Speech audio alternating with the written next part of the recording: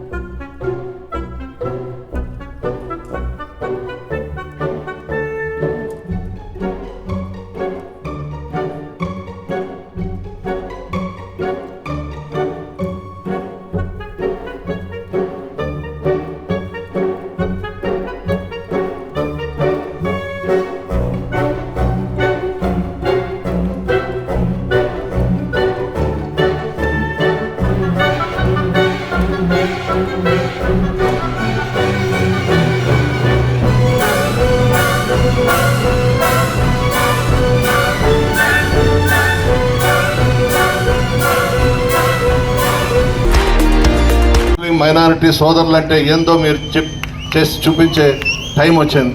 ఎవ్వరు కూడా అతనికి చేయకూడదు.